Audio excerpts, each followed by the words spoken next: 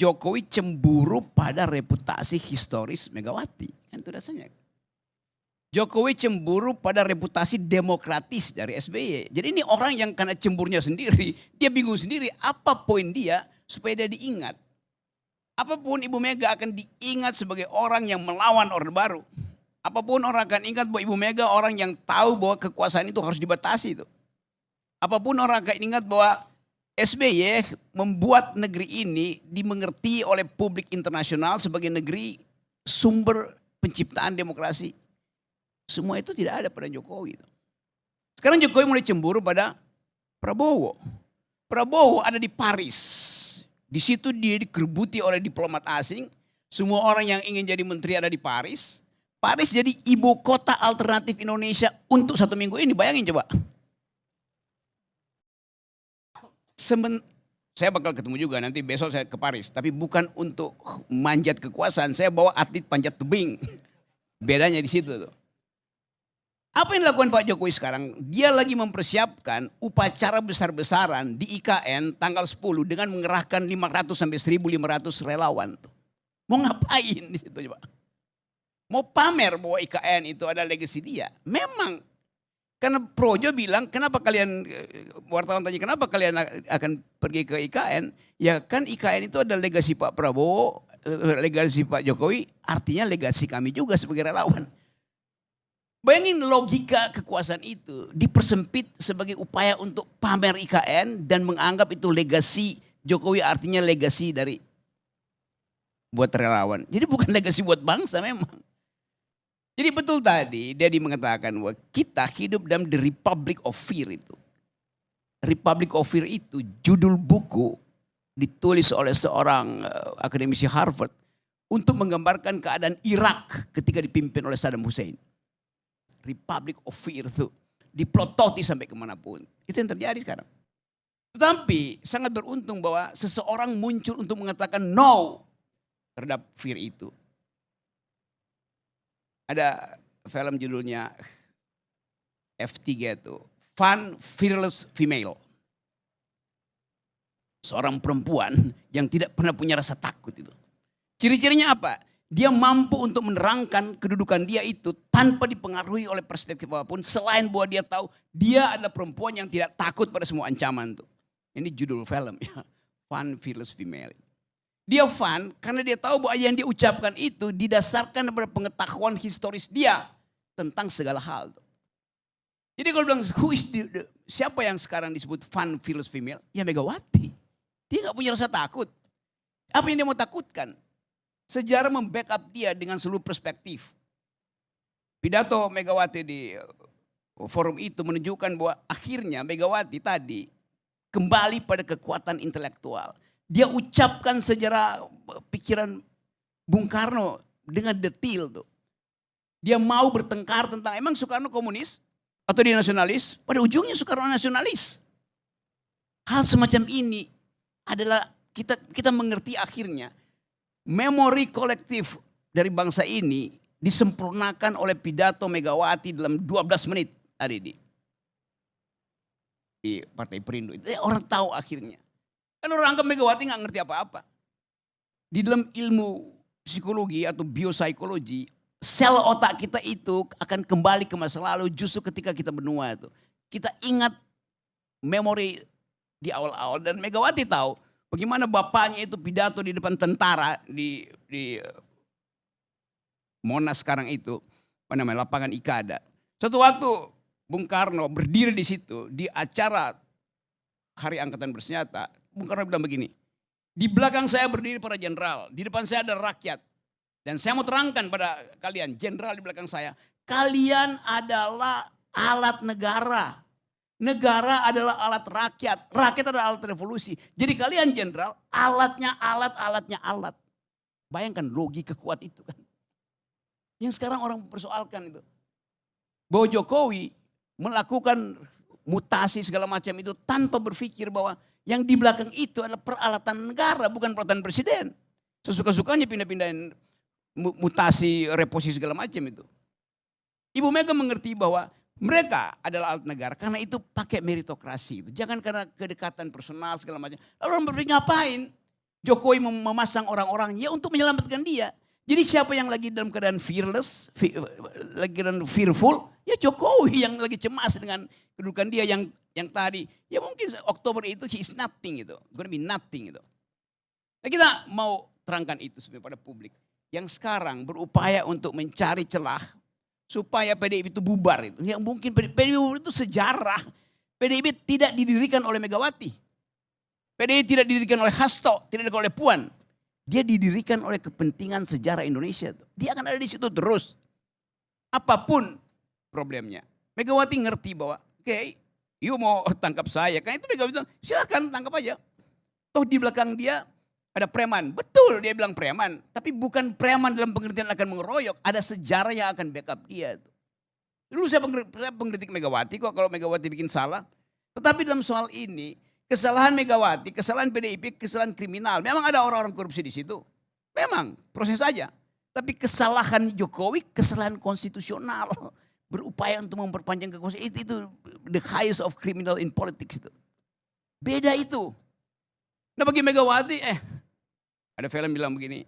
I know what you did in last summer. Itu.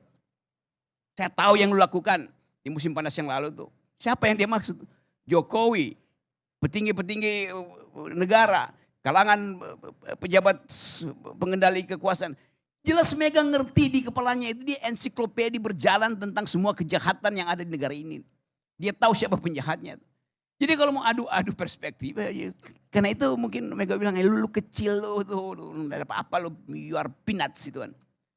Nah ini yang mau kita pastikan itu, karena kita lagi belajar. Supaya jangan sampai di ujung kekuasaan seseorang itu karena punya arogansi ingin membatalkan sejarah yang membesarkan dia. Dasarnya itu kan. Satu waktu dalam sejarah mitologi Yunani ada seorang ibu dibunuh oleh anaknya karena ingin dipersembahkan kepalanya pada raja yang akan diabdikan berikutnya. Satu waktu anak itu bawa kepala ibunya di atas baki itu diserahkan ini. Ibu saya. Atas permintaan raja baru yang akan dia sembah oleh si anak yang punya ambisi ini. Dia tersandung di kaki istana anak itu. Kepala ibunya jatuh. Kepala yang udah jatuh pun masih bilang begini. Nak hati-hati ini tangganya berbahaya. Kepala ibunya yang dia penggal masih bisa bicara tuh.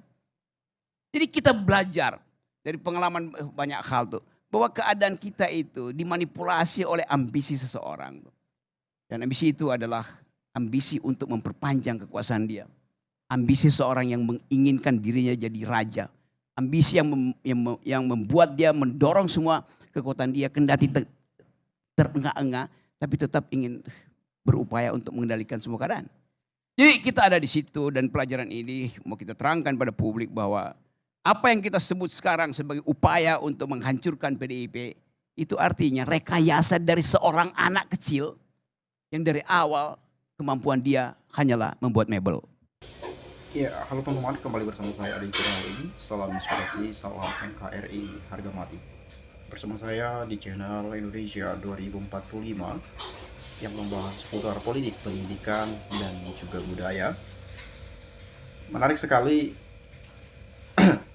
penyampaian dari Bung Rocky Gerung soal pidato Bu Megawati ya di Perindo ya. Dan kemudian bagaimana memang sebetulnya Megawati atau Bu Mega di backup oleh sejarah ya, dari berbagai perspektif yang ada. Nah tentu kita sadari bahwa Bu Megawati ya tak punya rasa takut disampaikan tadi oleh Bung Rocky ya, seperti judul film tadi yang disampaikan. Dan memang kalau kita melihat juga Bu Megawati satu-satunya presiden perempuan ya yang ada di Indonesia. Semuanya laki-laki itu pria ya. Ya sekarang kita melihat bahwa adanya presiden perempuan. Ya sehingga mungkin di Indonesia derajat perempuan dan laki-laki ya sama aja kan begitu ya. Jadi gak ada bedanya lagi. Dan perempuan juga pernah jadi pemimpin di negeri ini ya, meskipun memang ya tidak dipilih langsung oleh rakyat Bu Mega pada saat itu, tetapi banyak hal-hal yang sudah dibangun oleh Bu Megawati. Dan bahkan dalam sejarah Indonesia yang saya dengar-dengar gitu ya, Bu Megawati berani head to head dengan pemerintahan Soeharto pada saat itu. Ya Pak Harto, ya Bu Mega berani. Bu Mega turun gunung, ya datang dari, ya kita sebut dari rumah lah gitu ya.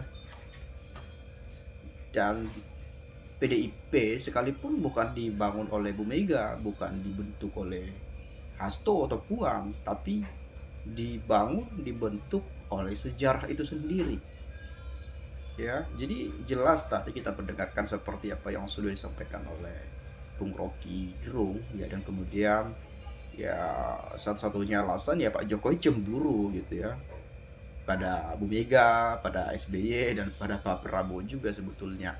Kalau kita melihat apa yang sudah disampaikan oleh beliau pada cuplikan video yang sudah kita lihat.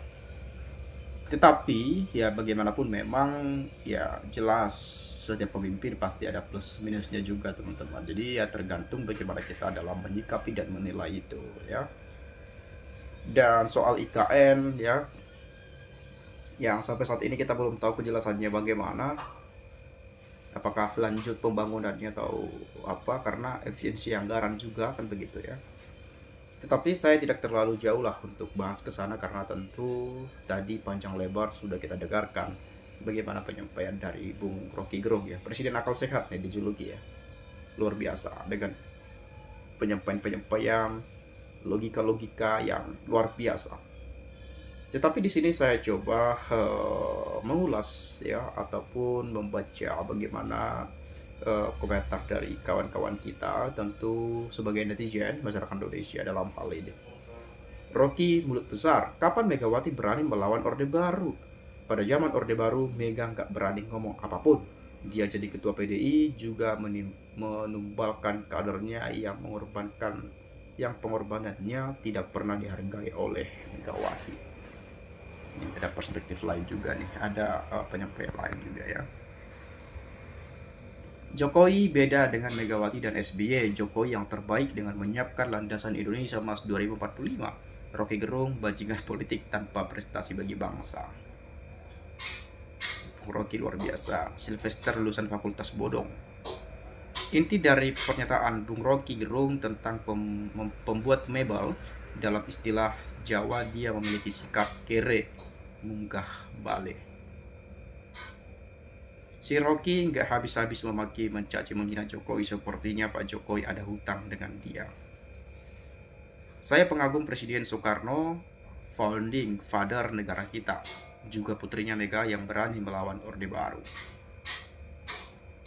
PDIP satu-satunya partai yang berani berada di luar pemerintahan.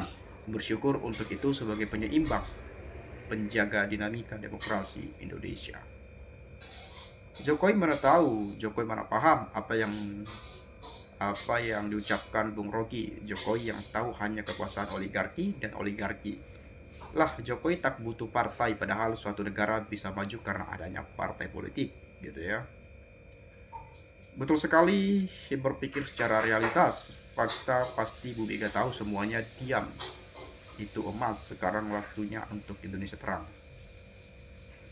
Ini Rocky paling busuk, dia datangi semua stasiun TV untuk cerita busuk pemecah bangsa.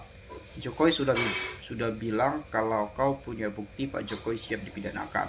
Ingat waktu Puan Maharani datang ke rumahnya Gibran untuk jadikan parpol di PDIP, Gibran tolak karena banyak koruptor di parpol PDIP sebagai sampai Pak Jokowi tidak punya ijazah. Itu Rocky Gerung yang cerita Pak Jokowi tidak punya ijazah. Tai kau. Penjahatnya pegang gas ya, Nasakom, pembela PKI, penjual pulau dan Indosat, pengkudeta Gus Dur. Jokowi dendam kesumat sama Bu Mega karena tidak merestui perpanjangan jabatan Jokowi. Jokowi serakah. Ini banyak sekali perspektif muncul gitu ya. Ya semoga ini menjadi sebuah pelajaran lah bagi kita bersama, bahwa memang Bu Mega diingat ya bahwa kekuasaan itu harus dibatasi gitu ya. Dan kemudian ya dalam sejarah kita tahu juga bagaimana peran Bu Megawati di zaman Orde Baru. Mungkin teman-teman itu saja dari saya. Terima kasih. Salam dan sampai jumpa.